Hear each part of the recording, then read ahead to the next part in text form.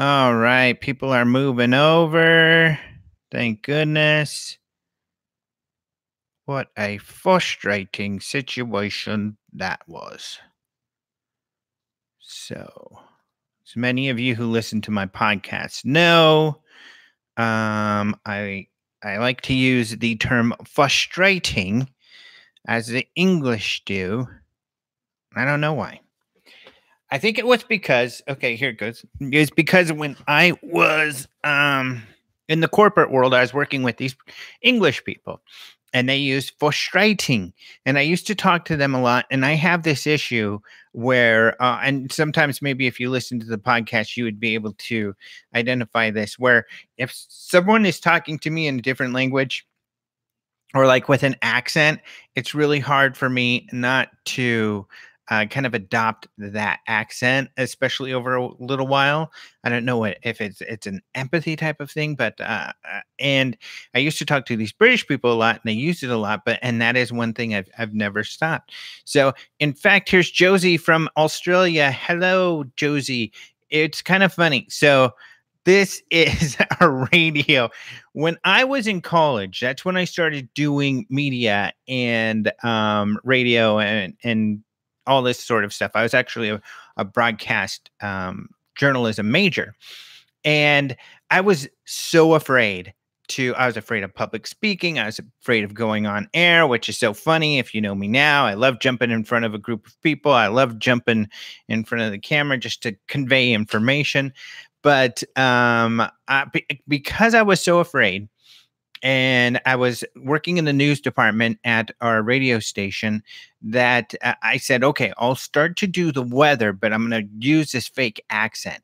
So I started to use this accent, and I was Jonathan Smythe doing the weather for Grand Junction, Colorado at the Mesa State College, which I think is called Mesa University or something. Yeah, I'm not that great at accents, but it was kind of funny. Everybody thought I was Australian. But that's because I sounded terrible. So there you go. Speaking of people with accents, getting into the what we're here to talk about, Elon Musk. Elon Musk is from South Africa.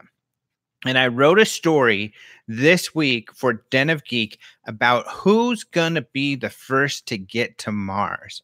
And it was kind of funny when I did the research and when I did this, and it was related to this interview with the science consultant for the television Mars for the History Channel. And I know I probably have tooted my horn many times, and I'll get into this a little bit again later. By the way, the person laughing at the name, there's no apostrophe in UFOs. But and I got to do this talk for National Geographic at Comic-Con at their super cool nerd night party about Mars. And I got to meet Leland Melvin, who I've actually met before, an astronaut. And we're going to be talking about him later because there was some UFO news related to Mr. Melvin that we'll talk about in just a second. Very cool guy. But so I interviewed the science consultant for Mars, and he said for sure, there's no doubt that SpaceX is going to get there first. So I have been familiar with SpaceX's efforts in this arena, and really, in a way, SpaceX kind of had a lot to do with inspiring this effort to get to Mars, which was a primary focus for NASA up until recently, but he was no doubt SpaceX is going to do it. If you're not familiar, Elon Musk has said they plan to send the first rocket and cargo ship in 2022.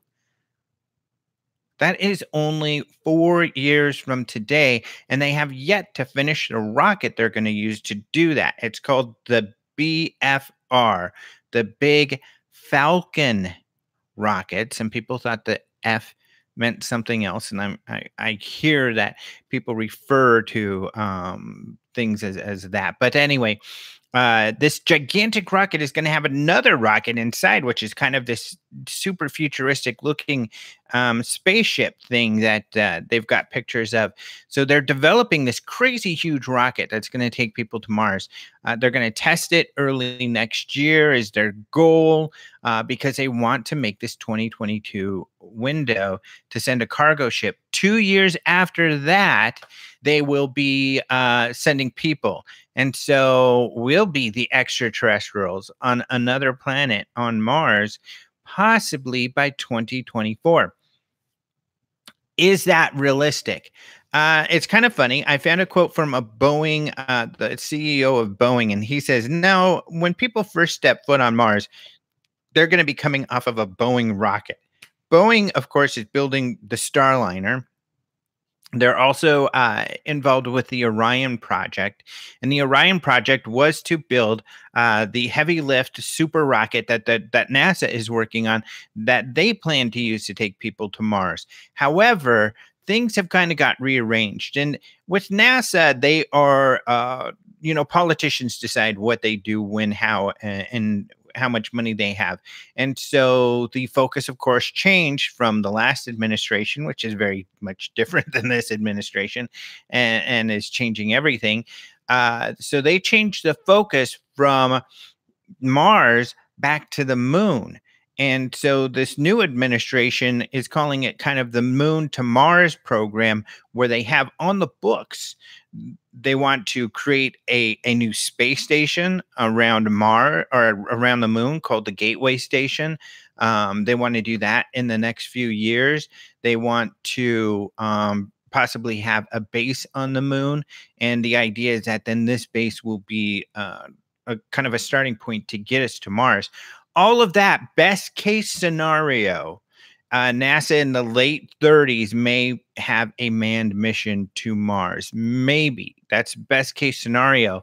So 2036, of course, is 12 years after 2024. So the Boeing CEO said that, it's going to be a Boeing craft. What he must have been talking about is that he doesn't believe that Musk is going to be able to get SpaceX to Mars in the time frame he's talked about.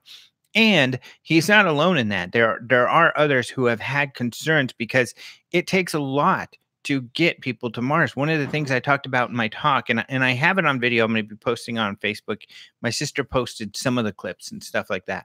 But we haven't even done anything to really talk about the habitats. Elon Musk has talked about, we need to build these glass domes. But it's much more complicated than that. There is the issue of radiation shielding, which, there are different ideas about how to do that, but we don't necessarily know how Elon Musk wants to do that. One of the ideas that they've talked about, NASA and others, is, I've talked about this, how they want to use pee and poo. Literally, you put your feces that they generate, they put in the walls, and that's able to block actually liquid and other waste is very good at blocking radiation. So that would work. They've also talked about actually having a lot of their supplies around the area where the astronauts would be to help protect them from radiation. But that doesn't explain what you would do when you get to Mars. You still need some shielding. You still need to build these facilities. So there's a lot to consider. And people have thought, Elon Musk hasn't figured out what to do with people when they get there and how to keep them alive. So there was actually a secret meeting between SpaceX and NASA and many other space engineers and scientists just last week. It was secret in that the invitation, which Ars Technica is a website, probably some of you are familiar with. They do a lot of high-tech kind of stuff. What they did was they found one of these, or were given one of the invitations to this meeting. And in the invitation, it does say, please do not share publicly that you're going to be coming to this meeting. It was at the University of Colorado, another university I attended and did journalism at for a long time. Actually, that was the first university I went to. And I was planning, because University of Colorado in Boulder does a lot of NASA. They work with NASA closely. There's a lot of astronauts that have gone out there or been, let me grab my mouse. I got to close something here. Have come from the University of Colorado, but that's where the meeting was. And they met, and a lot of people are feeling more confident that Elon Musk is possibly going to make it. One of the scientists even said that Elon Musk, he agrees, is probably going to be the first guy. SpaceX are going to be the first people to put people on Mars, and he wants to be a part of that. Historically, that's kind of a big deal. So really, really neat stuff. Here's another interesting thing, and I this wasn't in my story that I wrote for Den of Geek, that you can see out there, and then I'll put it in the links on the bottom here when we get to when I finish up this video once it's posted. But one of the things I talked about in my talk is, and I think you all will find this really interesting, and it's very sci-fi. If Elon Musk is going to put people on Mars by 2024, within 8 years, this is something that we have to think about right now, which is, how do we govern the people on Mars? What government will they be under? Currently, it's kind of not even 100% set, but it's mostly that when you're in space, it's kind of like, I guess the open ocean is like this. You're under the rule of law of where you come from. Those are the laws that you have to follow. However, those laws can't be enforced in the middle of the ocean. But someone can get to you pretty quickly. Until anybody gets there, the captain of the ship is the one who's in charge, makes all the decisions. In space, of course, things are a lot different. Nobody's getting to space. We're not going to be sending a spaceship to Mars to go discipline somebody or something like that. Instead, what we're going to have to do is the captain's going to be in charge. But there's also the issue of who gets to make the laws. And this has been something debated, and think tanks have been talking about it. And a lot of the people have suggested we better figure this out now before we get out there, because technically Elon Musk can say SpaceX corporate policies are what are the law of the land, essentially, when for his people on Mars. If that were the case, literally he could be like a dictator. He could say, this is what's legal, this is what's not legal, and they can call all of the shots. And even if a government said, well, we want to administrate, the laws that are in place, it would be difficult for them to do so. And they would have to really kind of get the buy off from the corporation, if it's a corporation that's going to be out there first. And these are some of the things that we haven't kind of figured out. Now, Elon Musk is working with NASA somewhat. His Mars project is not a NASA project, but if Elon Musk depends on NASA technology, and NASA may say, okay, if you want to partner on this, then this is what we want the laws to be. And of course, NASA being a government operation would probably say, okay, you'll have to use the laws. They'll be under American legal jurisdiction. And that sort of thing. So it's just a really interesting thing to think about, especially because when these people go to Mars, they might not be coming back. It's going to be difficult to come back. And some of them may choose to stay out there for quite a long period of time. So the Mars television show on the History Channel is all about this. So it dramatizes some ideas of how we may deal with these things. And it goes back and forth with documentary footage from some of these experts. So it's a really interesting television show, especially because this is important stuff. This is stuff we need to figure out very quickly, because if Elon Musk soldiers forward and they may accomplish their goals of being able to send people to Mars by 2024, I think all of us, have rolled our eyes in the past for these crazy ideas that Elon Musk has, but he seems to be coming through with many of these promises that he's been making, or many of these wild ideas that he comes up with often come to fruition. The Hyperloop, I mean, for goodness sakes, he's got one of his Tesla cars flying around in space and floating around in space. So It's interesting times. I think these times are so fascinating. So that's important. I think because of you know uh, when it comes to Mars and space exploration and space tourism, I think and UFOs, one of the important aspects will be that when you're out in space, sightings that you may or may not have are going to be a lot more significant. There will be, of course, no atmosphere to look through, so the stars are gonna be amazing. I think it's just a fascinating thing to think of. Think of being on the way to Mars or on Mars and having a sighting, seeing some strange ship or seeing something. That would be fascinating and a bit scary because at least here on Earth, we're surrounded by other people. Um, and of course, we have weaponry that maybe probably wouldn't, but at least can give us some comfort that, like on the TV shows where they're shooting at the aliens with their guns, and of course on the TV shows, the humans often win against aliens somehow. But when you're out there all by yourself experiencing something like that, that's got to be quite interesting or more scary, really. So, I think that space tourism and all of that is really interesting. I mean, who knows? Maybe we send something to Mars and it gets followed, or that triggers some sort of outward revelation. Like first contact, like the Vulcans in Star Trek or something. Um, so who knows? But I don't. Space is fun, and I think that stuff's really cool.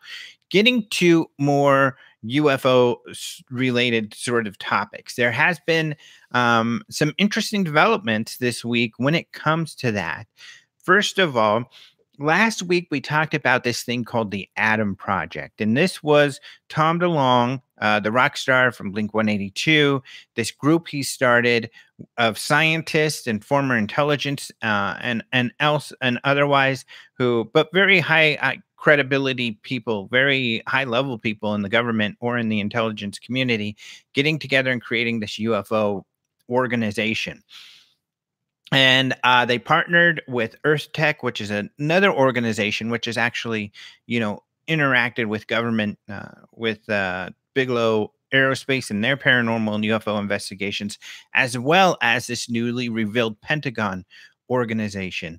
And of course, with this Pentagon organization is a gentleman named Luis Elizondo who used to run that, and now he's working with To the Stars. Well, Tom DeLonge, a couple developments. First of all, Tom DeLonge and Luis Elizondo released a video. So To the Stars has this kind of video they released, which is kind of cool, which is I'm not sure if it's a real investigation where they went to really retrieve some materials or just faux for this video, but it goes through them kind of driving out to retrieve some materials to investigate. So that's really interesting. Did they receive some materials? Hopefully, we'll find out more about that. I'll tell you what, I'm supposed to meet with Luis Elizondo next week. So if I find anything out, I'll definitely ask him for give me something I can share with you all. But there's a couple other things that happened. One of them is these documents were found online recently that seemed to be documents that weren't meant to be found online because it includes an unredacted report of one of the UFO cases that Elizondo's group investigated. And it's got the names and contact information of the pilots. Now, luckily, that information doesn't seem to be online anymore. But along with that information was a bit of a PowerPoint arguing what this government agency looking into UFOs would do, and it also included Luis Elizondo's retirement when he left the Department of Defense. He wrote a letter. Here's why I'm leaving to the Secretary of Defense. And although that document has not been made public, many parts of that document were in the New York Times article in December. It doesn't really reveal anything too shocking, but it does lay out the argument. And Elizondo's concerned that, they studied real events. They studied dogfights or observations from Navy fighter pilots of UFOs, UFOs caught on radar. All of this material to show that there's a real phenomenon of objects demonstrating technology that we cannot not understand or duplicate flying around our skies, and that the Department of Defense our government didn't seem to really care or take it seriously, and that caused him to leave. So it's a very strongly worded document showing his disappointment in the results of their department being taken seriously. So that document is now online. I posted or will be posting. Um, just so you know, so what I'm doing here, I'm posting links. I used to do UFO headlines links every day. So every day I would post the UFO headlines that were out there in the mainstream media. Typically, I don't pay attention to the UK tabloids because those things can get really ridiculous. Sometimes they're good. Sometimes there's some credible people who write for them, but for 90% of the time, they're pretty bad. Um, but what happens? Hey, Steve Padilla, he knows that. Looks like he's in the chat there. But what I have been doing is posting them more haphazardly, but I'm going to do it every Thursday. So before I do this show, I'll post the headlines for you guys to see. So you'll be able to see all these stories I'm talking about. And you can see those links right there on the front page of openminds.tv. I didn't get to it. I've got the stories here, but I haven't posted them yet. So as soon as we're done here, I'll go post those so you can have those links. But in those links is a story from Mysterious Universe called Leaked Nimitz UFO Report Reveals Names of Sources. And this story is about what I'm talking about and all of this material. And there's links provided there to some of the material because fortunately people who came across this were smart enough to not divulge or not share anything that had people's personal contact information in there. So hopefully that didn't get much out there. And I'm sure this kind of breach of security that happened is going to be a great concern for a lot of people, because if a lot of people get these guys' phone number, of course, they're going to have to change their phone numbers and everything, and that'll be a big hassle. So hopefully everything goes fine with that. But another document was found by the UFO Scientific Research blog. And these links you can also find in the Open Minds UFO News Facebook group. That's what I was going to say. Steve Padilla, who I was just referencing, is in that group. So if you go to the UFO Open Minds UFO News, it's a closed group. Just ask to join and we'll put you in there. The reason it's a closed group is so we can kick out the trolls, people being total buttholes, and kick them out so they can't get back in. We want people to be, respectful to one another, not make personal attacks. Certainly people can and should debate. I mean, no two people have the same perspective on this topic. A lot of people get really sensitive when someone doesn't agree with them. But you know what? Nobody agrees with you. No one, unless you're in a cult or you're following someone and you believe everything they say. People who come up with their own opinions in this field, no one. My best friends in this field, we do not agree on everything. Some of my best friends, we agree on very, very little. My girlfriend, we don't agree. We agree maybe 50-50-ish. Lee Spiegel, my good buddy who I had on recently, we agree maybe 60-40-ish. It's nobody agrees on everything. And that's why it's important that we can debate and we can talk about our different ideas, but to do it in a respectful manner and to respect that everybody deserves to have an opinion and does have their opinion. And so we take that very seriously in this group. And so that's why it's a closed group. So it's not like we're trying to keep people out. Well, we are just the people who are mean, which of course YouTube, social media is full of people like that. So that's why it's a closed group. But you will get daily news headlines in that Facebook group. There, not only am I posting in there on a regular basis, but there are others who are also posting on a regular basis. So that's the best place to really keep up daily. And then this list I'll be putting up will be a weekly thing.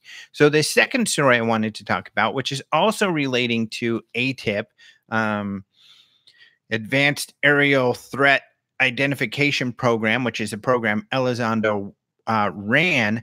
But one of the guys in there, and I'm sorry, I believe it's Robert, and I can't remember his last name, but it seems to be a great researcher.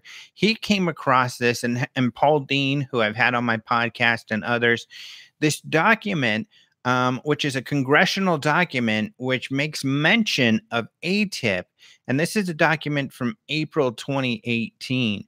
What is interesting about that is that it seems to indicate that somebody in Congress was gathering information about this program to kind of share earlier this year. That is interesting because, of course, it shows that this topic is being discussed in the government by politicians at least. And, it's kind of an interesting situation because I've posted a story not too long ago about some Congress, some politicians discussing UFOs and taking it seriously and saying, hey, maybe we do need to have some congressional hearings on this topic. And certainly it is a big goal for Luis Elizondo and the whole To the Stars group to get this topic taken seriously at higher levels. And it seems that by leaving the government, Lou Elizondo and the attention he's gotten for this group has been positive because it seemed it took him to leave in order for people to take this more seriously. And it is being taken much, much, much more seriously.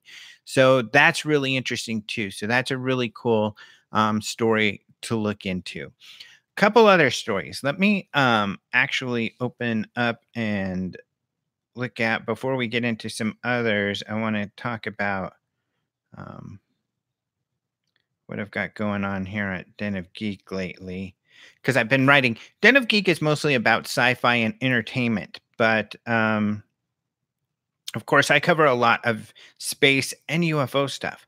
Now, Den of Geek has not been a UFO kind of group, but I am a UFO kind of guy. And so when they took me over, at least the editor who brought me over is really excited about UFO stuff and open mind. So he's like, you know what, we'll try to get more of that kind of information in there. Of course, that information has been popular over there. So I've been able to write more and more. But I did write about Space Force, just so people know. And I kind of did a follow-up article on openminds.tv that references my Den of Geek article, which is, will the Space Force be hunting aliens? And no, and this is kind of a problem. The public doesn't know what the Space Force is supposed to be. And I don't think President Trump knows either. He's just been advised, hey, we should create a Space Force. However, what I've done is gone over, and unfortunately, the media and everybody's kind of making fun of this because it sounds silly. And the president hasn't been able to convey why he's doing what he's doing. So it sounds like he wants to go blow up aliens or something like that. It's not what it is. It's really, we have a U.S. Space Command. Ooh, I forgot to show you guys this last week. Sorry, this is a bit of a rehash of last week. But anyways, the Space Command, what I did is outline in the story the whole history and why we're doing what we're doing. It's actually will be called the U.S. Space Command. And we already have a Space Command. Look at that. There's my patch. It's the U.S. Air Force Space Command, and this is a patch. If you're part of Space Command, that's a patch you would wear. But essentially what they feel like is the Air Force isn't spending enough or paying enough attention to threats to our satellites in space, and so we need a separate organization to do that. But people, of course, in defense are saying, well, we don't have the budget to create a new branch, nor do we have kind of the bandwidth that it would take to reorganize everything, to restructure everything. So we'll see if that actually happens. But that's what Pence and Trump are talking about. That's what really this all comes from. Couple other UFO items, getting into some of the news, is North Carolina. There's a video in North Carolina of something flying over, making noise, kind of elongated, got a lot of people excited. However, it turned out Goodyear Blimp said, nope, that's us. We were flying in there. And that video is definitely us. So they're claiming it was them, which is probably true, because as people who have investigated this field know, and it doesn't feel like it at times, but people, it really is. I was a field investigator with the Mutual UFO Network. I'm very close with other people who do that. And 90% of what people think is something anomalous is not anomalous. It's something that we can figure out. Many of you have probably been with friends or family who are like, oh my God, what is that? And you know what it is. The ISS, we saw the ISS while we were hanging out in the pool just a week or so ago. There's many other things, many different planes. There's many other things that are out there. There's drones. There's this. There's that. There's Chinese lanterns. So most things aren't UFOs, and most things turn out to not be something anomalous. And it turns out that North Carolina sighting didn't. However, this is really cool. So the podcast that we had this week was with Mark O'Connell. He wrote a book called Close Encounters, Man, about Dr. J. Allen Hynek. Dr. J. Allen Hynek was an astronomer and a consultant to the Air Force when it came to the UFOs from 47 until 1969. So that's what O'Connell's book is about. Really cool book. Very excited about it. Great conversation. And the reason I had him on is because what we talked about last week is that the History Channel is doing this Project Blue Book television show that's going to be about Hynek and about the Air Force's investigation into UFOs. Well, what's cool about this is that the History Channel is fictionalizing this show. So like we found out from Mark O'Connell, if you listen to the podcast, he didn't actually investigate a lot of these cases that they're talking about on the History Channel that are going to be part of the show. But the show is still covering these real Blue Book cases, and they're kind of fictionalizing Hynek's involvement with some of the earlier cases in his investigation. Even though they're going to be fictionalized on the show, the History Channel is writing a bunch of articles. And these articles are on these real cases that will probably be part of the show, but they were definitely part of Project Blue Book, and they ended up mysteries. So these are really good cases. So there's a couple more that are up there. What they're focusing on are really early ones. The two that they posted this week, the titles of the articles are Two Pilots Saw UFO. Why did the Air Force destroy the report? Great question, History Channel. The other one is Mysterious UFO Seen by World War II Airmen Still Unexplained. So these are great cases, well-researched and well-written articles, and they're sourced. So these are credible. These are not fictionalized stories. These are the real deal. And what I love about this is that the History Channel is writing about these very credible cases that were investigated by the Air Force and still remain unknown. If some of you were used to read our magazine, Open Minds magazine, I was doing that too. I had a series of Blue Book cases that were unsolved, that were labeled, unresolved and unidentified, and so many of them are really interesting cases. The Blue Book cases, when you go there and you look at the unknowns, what is special about those is that these have been thoroughly investigated and debunked. I mean, there was a period of time where they scrubbed all of those unknowns to be able to just very easily, offhandedly say, oh, that must have been a balloon. Oh, that must have been Venus. It must have been this. It must have been that. So the ones that remain unknown are cases that they could not just offhandedly disregard. There are cases that are interesting enough and for whatever reason have aspects that they could not resolve, that they couldn't just blow it off, like they did with many, many other cases. So Blue Book unknowns, the number is around 700, anywhere from 5 to 700. The real number we don't know. 701 is a number that was used by the Air Force when they closed Blue Book. And it was kind of funny. They're like, oh, we only found 701 unidentified cases. What? That's a lot. That's a lot of, really good cases that could be, even if, let's say, those are thoroughly investigated. Of course, even if one of those is something anomalous, some sort of technology that is beyond what we can do, that is a huge, big deal. So it was stupid of them just to blow off 701 cases. But that number, nobody even knows where he got that number, because if you look at the files and if you look at their lists of unknowns, there's a range of what those are. But the minimum is still around 500 or so cases that were really unknowns. Did I bump the camera? Oh no! Now you know that I'm not really on a spaceship.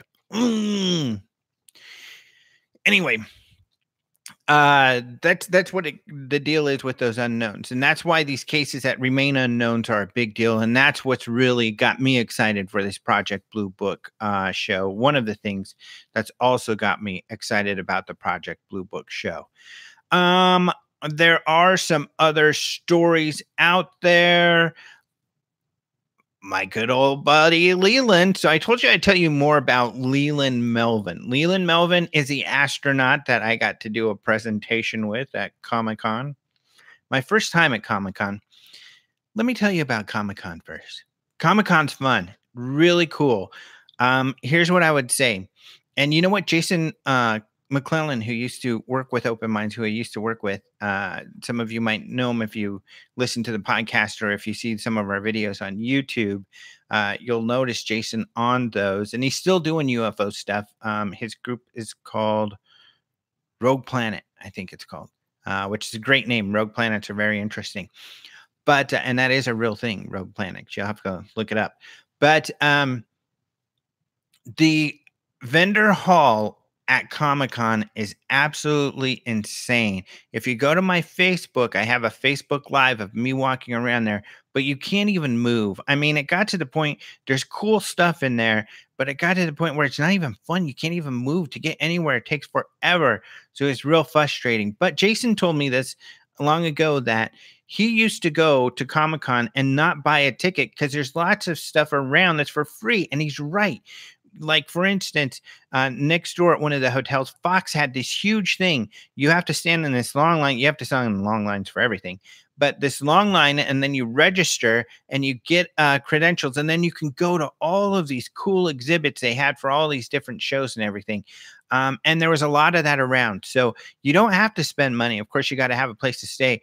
But there's so much going on in the outside and the outskirts and everything that is a lot of fun. The Blue Book activation, I don't think you had to add a ticket to go there. That was at the parking lot in of the stadium nearby. They had an area there. So there's a lot going on at Comic-Con, and I think you can have tons of fun by not even going into the vendor area and stuff and just doing your own thing and the surrounding stuff, including this party that I got to go to for National Geographic. Really, all you had to do was sign up for the party and then get in line the few hours early, and you would be able to get in and party with us. Or if you were my buddy, I got you on the list and you could come in.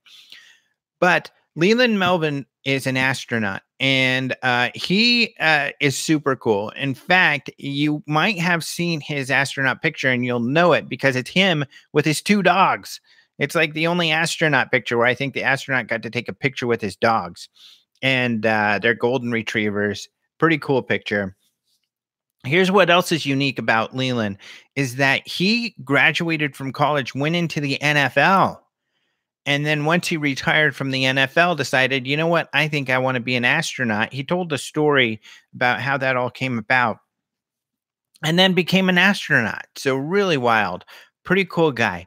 But he was asked about UFOs recently, and he said he did one time in the payload of the space shuttle see some weird blob that looked almost organic. And later they figured out it was ice particles or ice particles that were in the payload.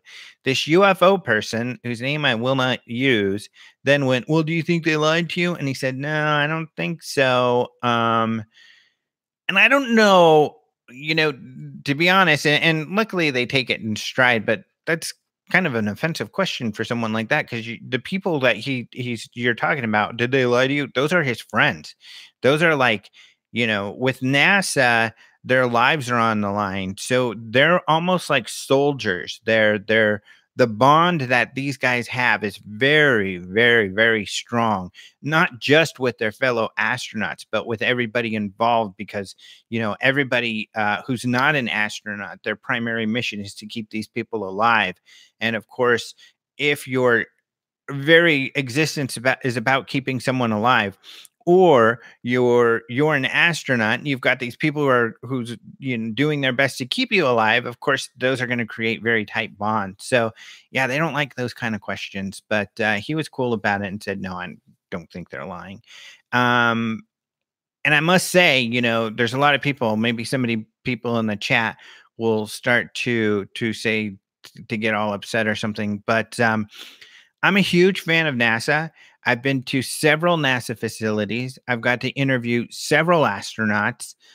Some of you maybe have read some of the stories, but astronauts have a wisdom about them. They are uh, it's something when you go to space. I think when it's just you and the planet, uh, it changes them when they talk about it. There's just an insightfulness. There's this inner kind of dialogue or thought process that is apparent that you can see in these people.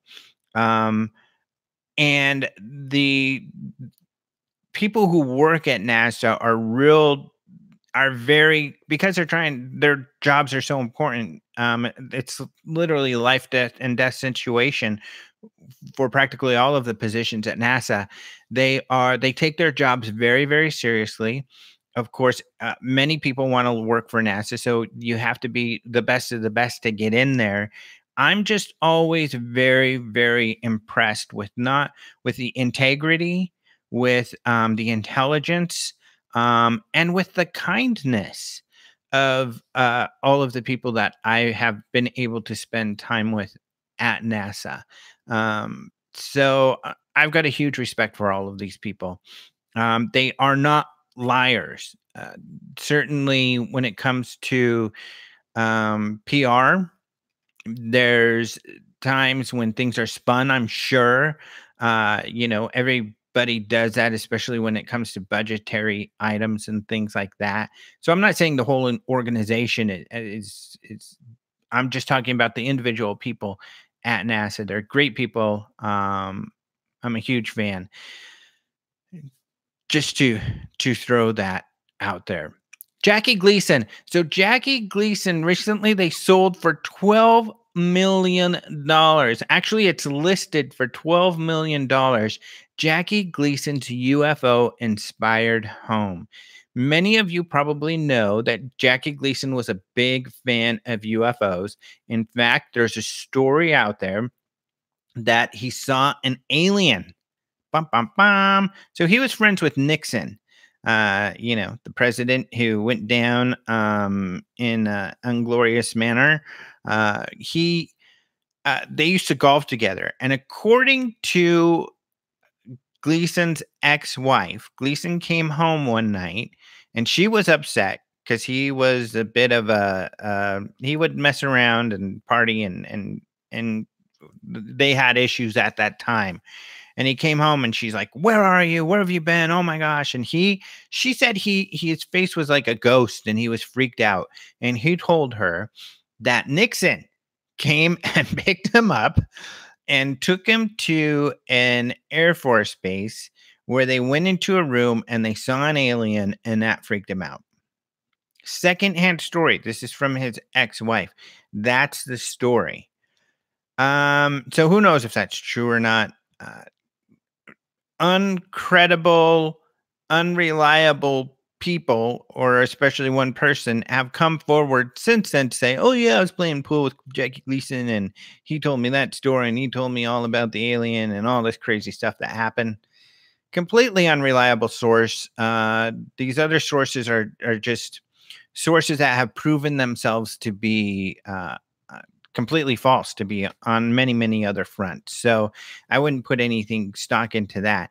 And I think there is the possibility Jackie Gleason was screwing around and he came home and she's like, "Where have you been?" And he made up this whole story. I don't think she's lying. But I think that's a strong possibility. However, it's also possible something really did happen. I don't know. I would be surprised if Nixon really knew anything. I'd be surprised if we had a dead alien body. But it's certainly anything's possible in this world. So who knows? Who knows? But you can buy his UFO inspired home for $12 million if you got it right now. And in this story, of course, you can go look at the house and what it looks like. It's pretty impressive, really cool stuff. Otherwise, we've got a story about New Zealand having a some sort of terrifying UFO incident, and then also some UFO encounters in Ruidoso. So those are some of the other stories out there. Just so you're aware. Otherwise, like we do have another Open Mind UFO Radio podcast coming up. We're gonna have we're going to talk to Chris Cogswell. So this is going to be fun. You know, he's a science guy. He's actually a professor, or he teaches, and we're going to talk to him because he's got some input on these potential metals. So this Atom Project is supposed to have, looking for material that comes from a UFO that's anomalous. The New York Times said that Bigelow Aerospace, who is contracted by the DoD to investigate UFOs and other paranormal stuff, retrieved some sort of material. We've talked to Chris a bit about that before, but we're going to focus just on these materials. What sort of testing does the Atom Project say they're going to do? Does Chris feel that is sufficient testing?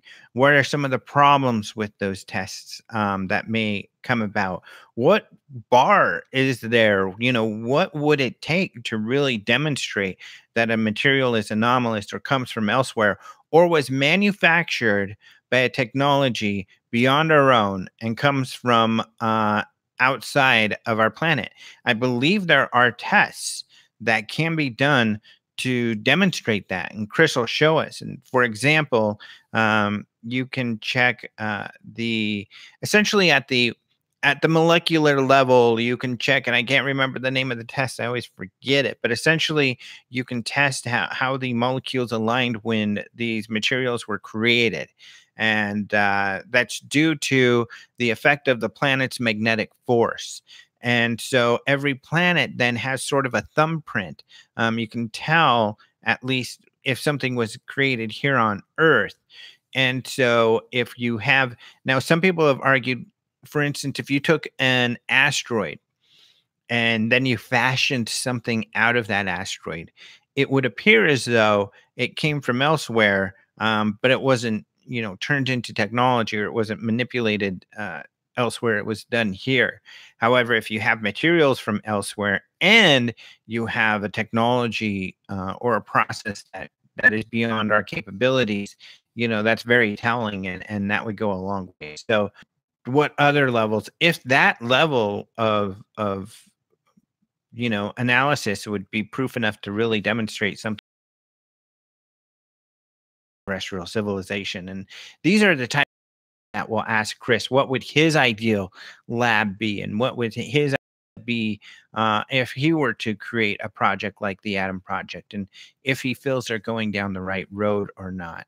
And so I think this is going to be a fascinating discussion. But we're going to have Open Mind UFO radio shows every week. I'm going to try to get to those every week, as well as this show also. One last thing I do want to mention is Billy Cox. So some of you may have heard of him, some of you may have not. Once in a while, I'll post in the headlines a story, and the title of the story, you cannot tell at all what the heck that story is about. That's probably a Billy Cox story. And it's counterintuitive because that's not what you want to do.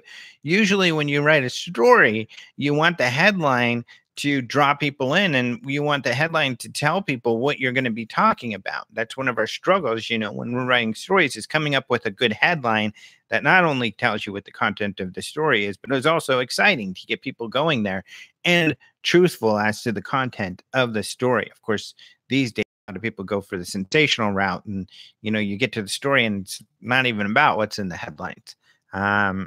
UK tabloids do that all the time, but Billy Cox doesn't do that at all. For instance, his last article was called "A Struggle for Coherence." I think the article before that, which was about Luis Elizondo's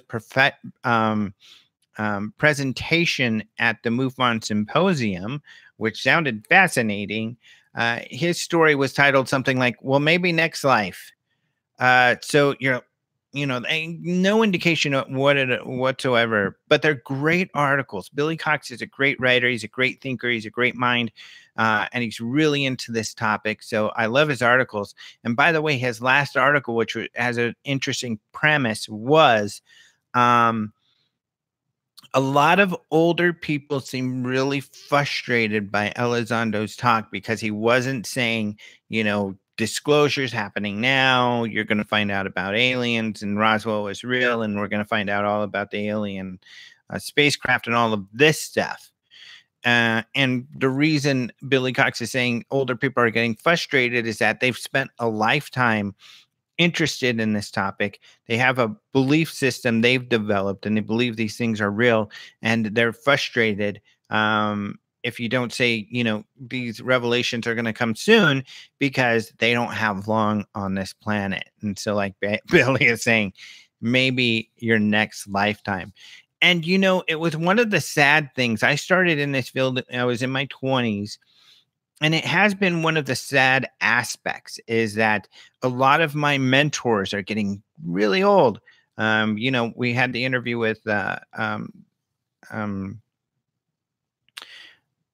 with Stanton Friedman in Roswell, and that was probably his last interview from Roswell, the last time in Roswell, as he begins to retire, because he's getting up there. But I have seen researchers who have been in this field their entire lives, unfortunately, die of old age without, any major revelation. And there's many of the big researchers who we all know, like Stanton Friedman, who might not be here too much longer. And so that's what that's about, is that those people just don't have the time. They want something to happen right now. But I'll tell you what, people, if you're new to this field and you're like, oh, we're going to figure it out right now, I would say don't get your hopes up. I think everybody enters this field and they're like, you know what? I'm going to figure out what the truth is. I'm going to go read, and I'm going to go figure everything out, and then I'm going to know what the deal is. And I'm going to help prod people and get the information out there, and we're going to have it all figured out. A lot of people, including myself, feel that way when they enter this field, and it just doesn't work that way. Things are slower. It takes more time. Hopefully, of course, I would love, and that's what I'm looking for all the time, and that's why I pay attention to all this stuff and share this information, for some big revelation to happen, to find out what's really going on. But unfortunately, we don't have that. Some of you will say, well, so-and-so says this, so-and-so says this, so-and-so says they have it all figured out. But here's my argument to that. There are many people who claim to have it all figured out, but none of these people are saying the same thing. There are many people claiming to talk to aliens, and the aliens have told them what this is all about. But those people aren't saying the same thing. Often I'll ask people, well, what do you think is going on? And they'll say, well, I think that this person says this is going on, and that person says this is going on, and this person says this is, and I believe all these people.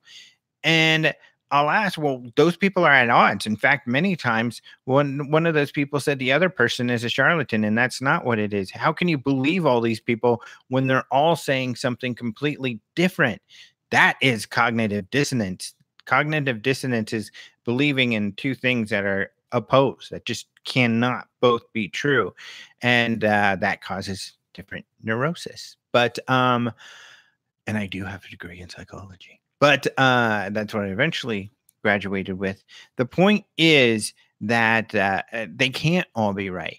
So the answers, to me, one of those people may be right, but we just don't know who. Maybe none of them are right. We just don't know.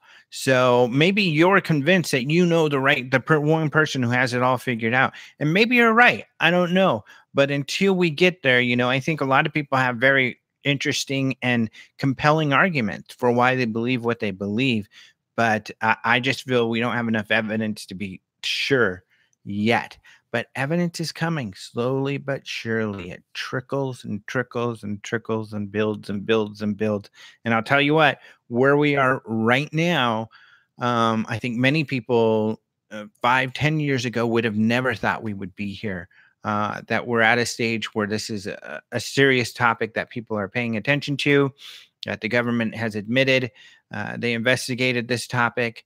And like my upcoming Den of Geek magazine that is being prepared for New York Comic-Con, it's all about how this group for the government didn't just investigate UFOs.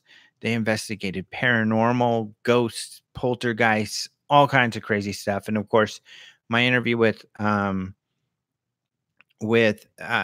Corbell, we went over a lot of that sort of thing. So on that note, Jeremy Corbell's documentary on this topic, which is called Hunt for the Skinwalker, you can now pre-order on iTunes. So go look for Hunt for the Skinwalker and pre-order it on iTunes so you're prepared to be one of the first to see it when it gets ready. Trust me, I say this over and over again, if you haven't read the book Hunt for the Skinwalker, you have to read it.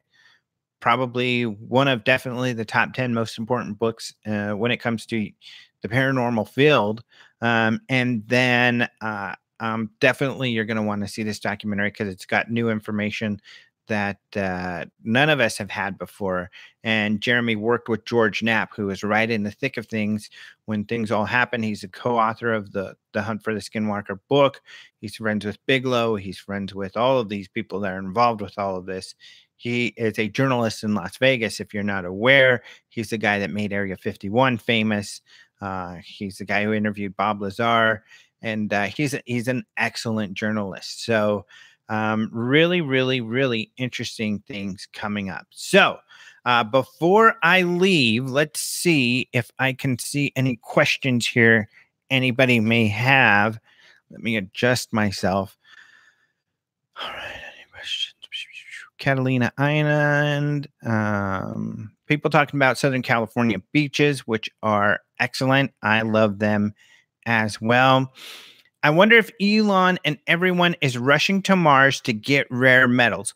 This is really interesting, and you bring up a good point when you talk about Musk and his intentions for going to Mars.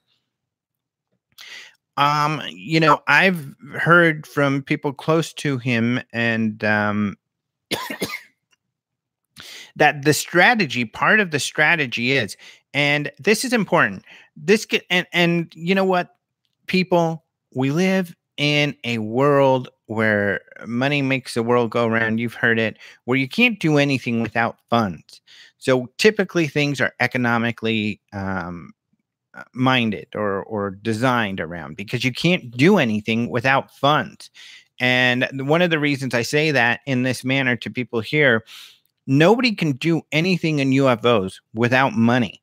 So, I'm charging you for a t-shirt, tough. Being charged to watch a DVD or some of the podcasts, not ours, of course, at Open Minds UFO Radio. Some of the podcast people charge money for you to listen to their podcasts. You know what? Deal. that's the least you can do is spend a couple bucks when this person is spending a lot of money and time and effort.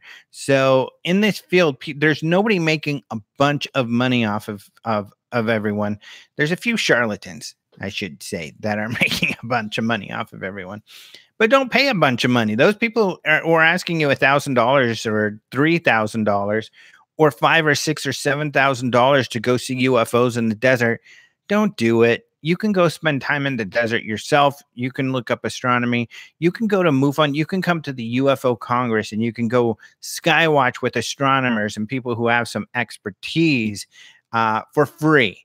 So don't spend tons of money doing that sort of thing. But my point being that still, it's okay for people to ask for some money because it takes money. If we didn't have money, we wouldn't be able to do this stuff. Like I've said, I don't ask for donations. I'll accept them. Actually, you can't even donate if you wanted to. I should put something up where people can. In fact, I want to make a Patreon, but you can buy products. You can go to openminds.tv and buy t-shirts, or you can buy stuff. And that does help. So buy something once in a while. But that's what keeps people going.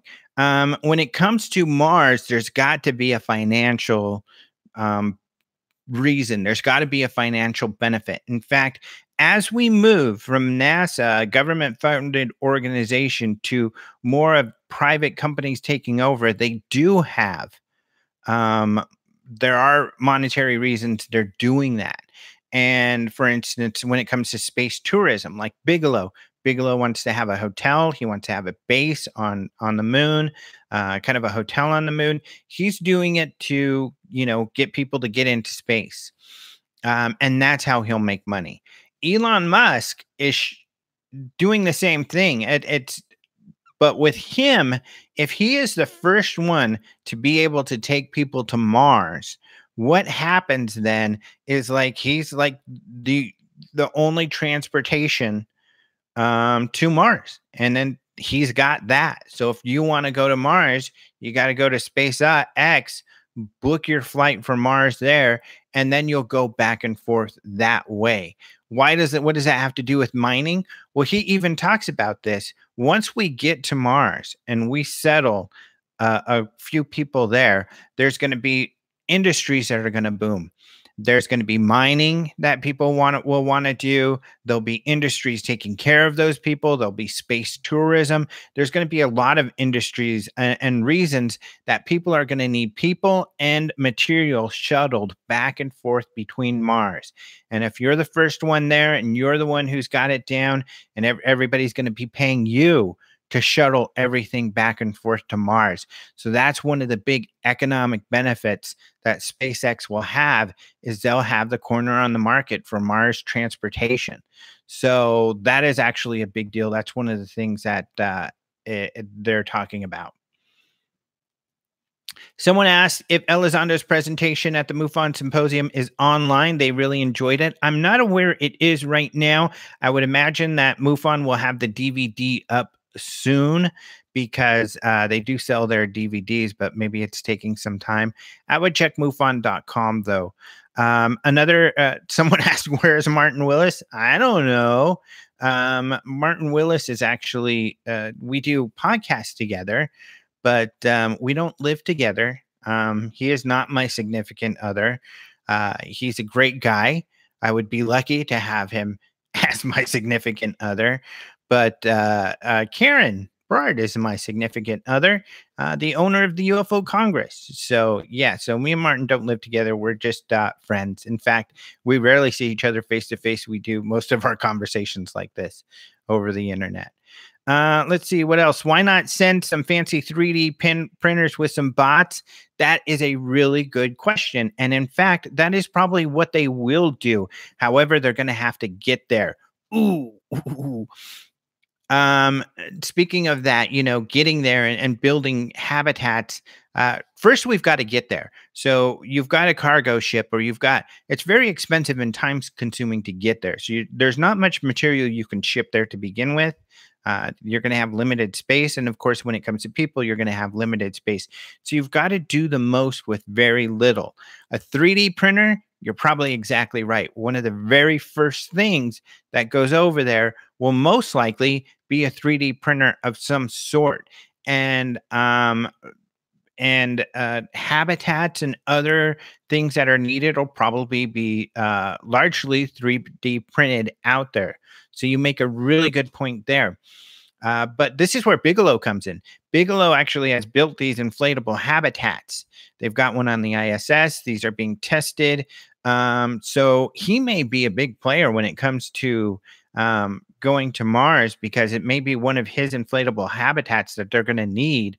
And certainly he'll have an advantage because let's say Musk gets to Mars. So then Bigelow decides, okay, well, I'm going to put a big facility on Mars. He right now has the ability to build a habitat that takes up very little space, so it'll be less expensive for him to get it on Mars, and then for that to be established. So Bigelow currently is a bigger player in all of this than everybody realizes. We hear about Bezos, we hear about Elon Musk, we hear about Boeing, we hear about a lot of companies, but Bigelow's a big deal. They've got a very tight relationship with NASA. I've been to several NASA facilities in the last few years. Every one of them has a Bigelow display of some sort, and they're usually not small. And in fact, they may have a couple displays. So Bigelow is certainly a big part of whatever will be happening going forward. So that's really interesting. And of course, Bigelow is someone who believes in aliens are here. And he, of course, has a department that investigates UFOs and paranormal phenomena. So, yeah, he's a major player. So really, really interesting. Currently, they do have a module on the ISS. That is true. Alejandro, I used to get so tickled when you would tease Martin so bad he didn't know how to respond. Yes, I do that on a weekly basis on my podcast and on his UFO podcast. I'm glad you like that. It is a lot of fun. Oh, okay. Do you think Bob Lazar will give up his hidden location for his hidden element 115? That is a good question. I have a hard time with someone says I want an Open Minds t-shirt. Just go to openminds.tv. You'll see in the upper right a link to go get a t-shirt. Actually, also below this video, probably maybe not right now because it's live, but I think so. Below this video, there's a link to some t-shirts, Open Minds t-shirts. That's just one style you see below. There's multiple styles. So click that link of the t-shirt and you'll be able to see that. Oh, I got distracted. Do you think hidden location for the element 115? I want to clear this up about the element 115. That isn't something that Bob Lazar discovered or was the first to talk about at all. Element 115, there's what's called a island of stability. So we have all these elements on the elemental table, and they go up in numbers. And we got to a point where a lot of the materials or the elements are not stable. Like you build them and they can't exist for very long. They have very short half-lives. And scientists have been guessing and wondering, where is this island of stability? Where are these heavy elements that we'll be able to create that will have a longer half-life? And so this has been a topic for a long time, and element 115 has been in those discussions. However, years ago, we found out element 115 would not be stable.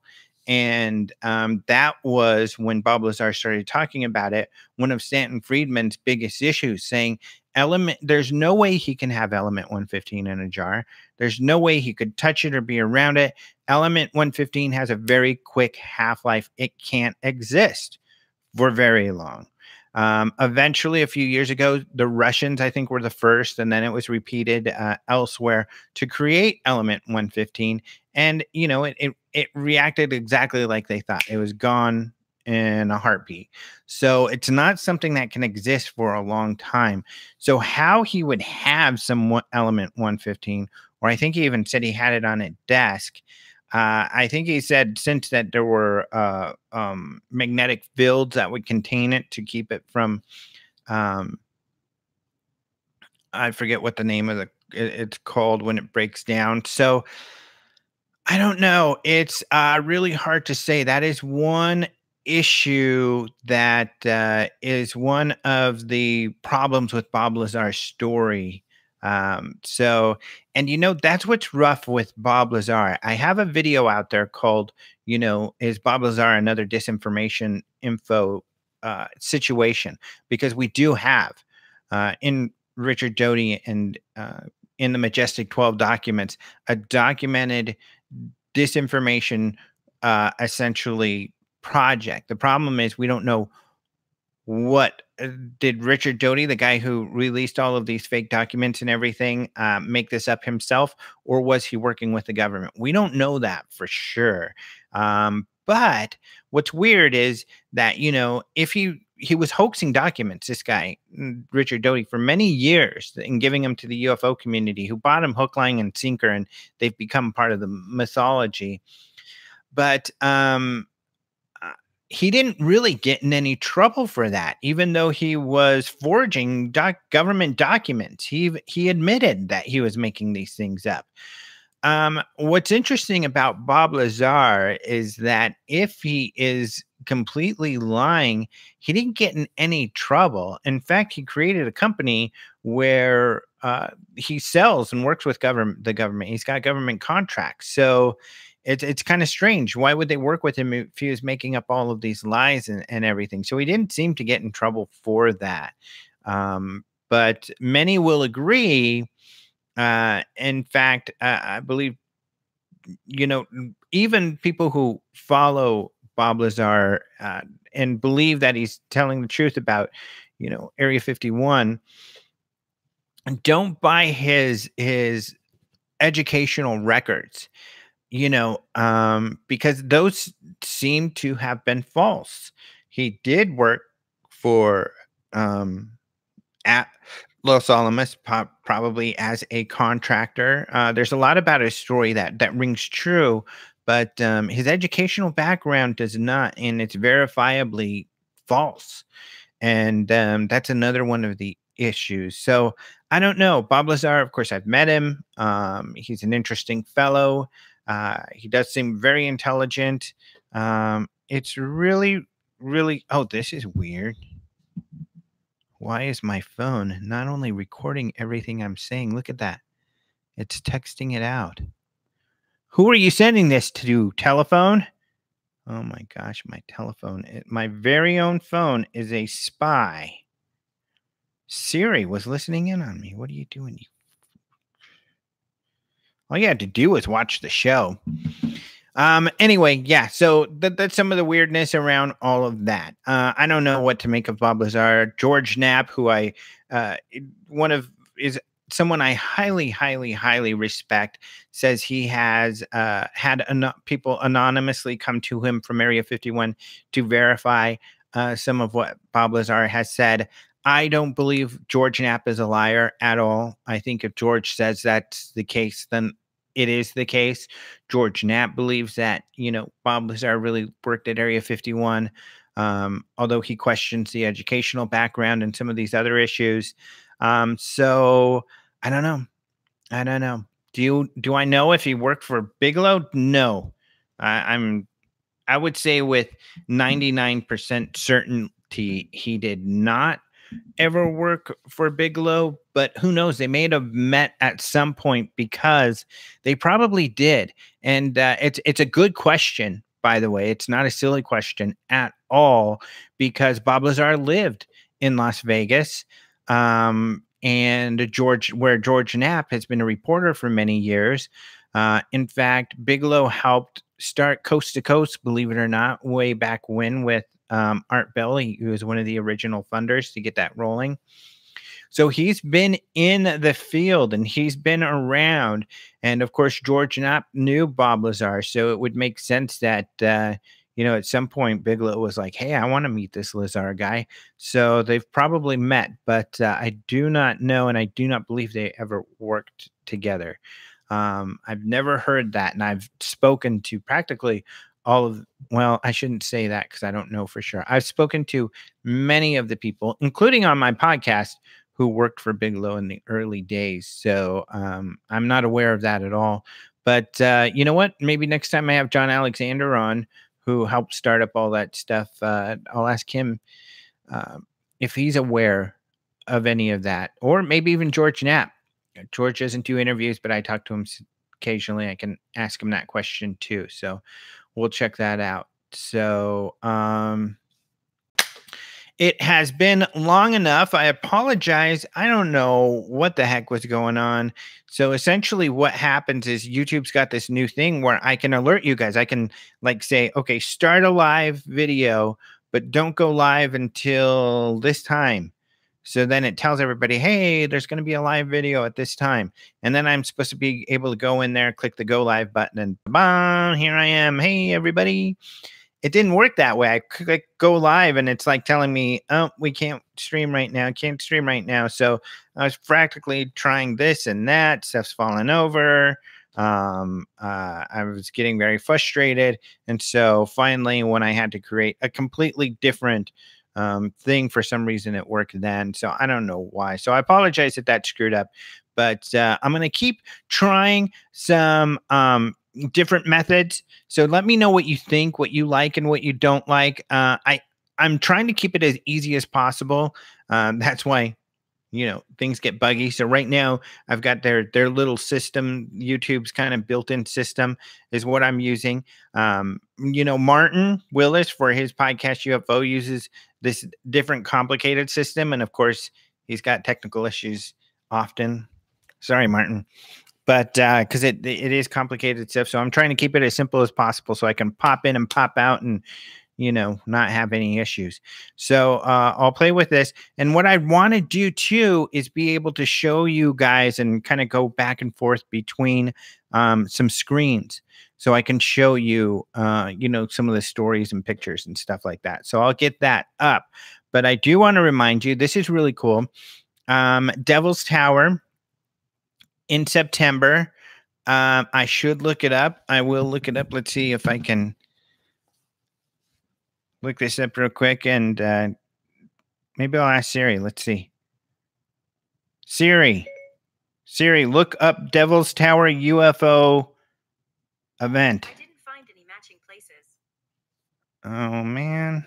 Here's what I found on the web for Devil's Tower UFO. Oh, thank you, Siri. What she found is, thank you very much. She found exactly what I was looking for. September 13th, 14th, and 15th is the Devil's Tower UFO Rendezvous. I'll be speaking there. Again, I spoke there last year. Really beautiful place right outside of Devil's Tower where you could see it. I've got lots of really cool pictures there, but it looks like the keynote speaker is going to be Mark D'Antonio. Whoa. He is, of course, a good buddy. He is the photo and video. I got to do something about that. Dang it. Now you all know I'm not really on a spaceship. And I'm sure you were all completely convinced. Look.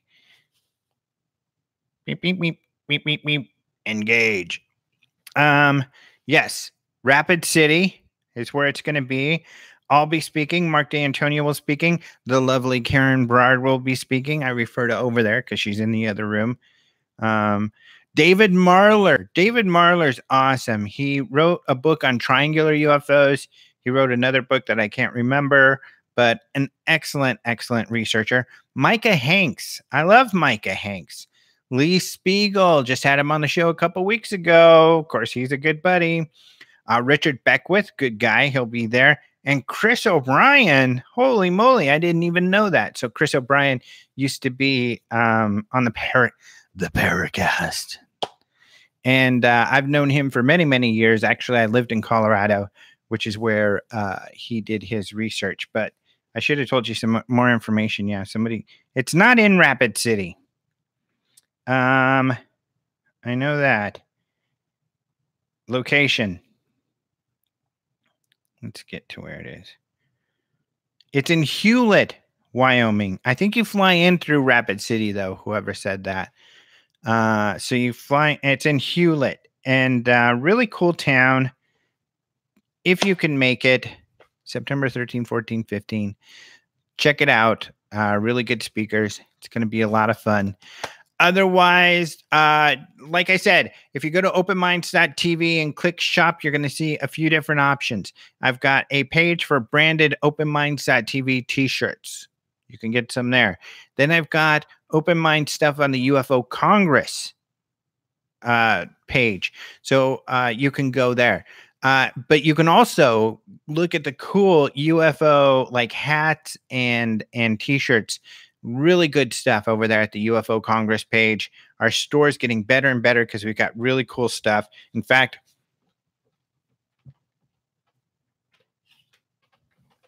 you can't buy this one, but here's my mouse pad.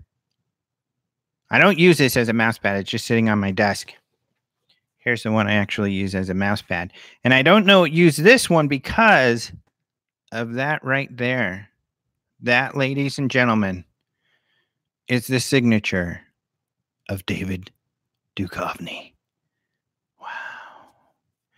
There's a Stargate wormhole portal behind me. Actually, this is a spaceship I am in. But I guess you could say this could be a portal. That, that's how we travel. Like if I wanted to go to this planet here, instead of needing a craft, I just have to walk through this space-time portal, which has another portal at this end, and then boom, I'm right there down at the planet.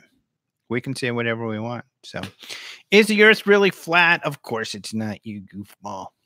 No, the planet's round. You can see all planets are round, just like this one that you can see here. There's another one back here and another one back here. So I have photographic evidence behind me that planets are round from out here in space. So anything else? No, that's it. Just check out openminds.tv. Do check me out on social media, Alejandro T. Rojas for Twitter, or Alejandro Rojas on Facebook. And then you can check out, of course, our Open Minds Facebook. And under Ali Buddha, ALEBUDDHA, I have an Instagram, and I often, if I Instagram, have that stuff posted onto the page. But I've got all of this great equipment and stuff. One of the reasons that Open Minds used to have this huge staff, and we had these video guys and all of this stuff, and these professional people, none of this cheesy camera falling over crap and everything. But what I've had to do is learn a lot of stuff, as people started, as a staff had to get smaller and smaller at Open Minds. I had to learn more and more of the duties those people have. And so I've learned more and more. And now I've got these lights, I got these cameras, I got all this stuff. So I've got all the equipment. So once again, because we haven't been doing this for the last year or so, I can get videos and interviews. So I'll be at the Devil's Tower getting a bunch of interviews, and we'll have a much more active YouTube page here at openminds.tv. I'm going to have videos from others, and I'm probably going to do some other video series. So for example, this was something that Jason was really big into too. Bring back spacing out. I can't. It's just me. I'm sorry. But I think Jason is doing that. So I don't know. Google Jason McClellan UFO and you'll find out what he's doing. He's doing some stuff like that. But we're all separated, and we don't, it's not our big main job anymore. So anyway, so we're going to have a more active page. I've got more professional equipment and stuff, so I can do some interviews. I've got equipment where I can do interviews with professional microphones and lights from my iPad. I was going to see if I had anything in arm's length here to show you, but I don't. But I'll probably even start a YouTube show. Maybe we'll call it Open Minds Tech or something like that, where I'll go over some of the different technologies you can use out there to do some Facebook Lives and some other stuff, because I'm doing, more consulting when it comes to social media and to PR and all of that stuff. So keeping very busy. But Yeah, check out openminds.tv for all of the latest. You can also check out our YouTube channel, and you can also check out ufocongress.com. We're going to have a really exciting conference, and Louise will be there. Like I said, luckily we've became buddies with him, me and Karen and I, and him and his wife, who's just awesome. And we're gonna have dinner with him hopefully next week. So he will be there. And what we'll do, here's what I'll say. I'll say that we'll interview him. So I think it will be a more interesting presentation than he's given in the past, because we will be able to direct him and hopefully get some more information that you all will find very fascinating, that you haven't heard before. There's no doubt we'll be able to get that sort of thing. So it's going to be a lot of fun there. Not only that, we're going to have people there. It's just going to be an extraordinary event. It'll be September 4th through 8th, 2019. So look forward to the UFO Congress. Otherwise, remember, if you have questions, email contact@openminds.tv or contact@ufocongress.com or Alejandro at openminds.tv. All of those different outlets. Unfortunately, I don't have time. I'm so focused on getting material out. I really have time to go over like all of these questions in social media and everything, like the questions you asked here. But thank you all so very, very, very much for joining me. Thank you for those of you who had the patience to stick with me because the show wasn't getting off on time. Yes, somebody asked, are we going to do this at 6 p.m. Arizona time every week? Yes, we are. Currently, Arizona time's aligned with Pacific. But yeah, weekly basis, we'll do this. And hopefully, as times goes on and we get this down more and more, we'll be doing it right at 6 o'clock, right on the dot. So I like this too. Look, intergalactic, planetary, intergalactic. So if you have any feedback, feel free to email that. If you're like, you really need to do this with the show, or you really need to do that with the show, I'd love to hear your thoughts, because I want to make sure and fine tune this and make this the best experience for everyone. But again, thank you all so very, very much for joining us. I guess I should end this the way I end all the podcast. Until next time, adios, muchachos.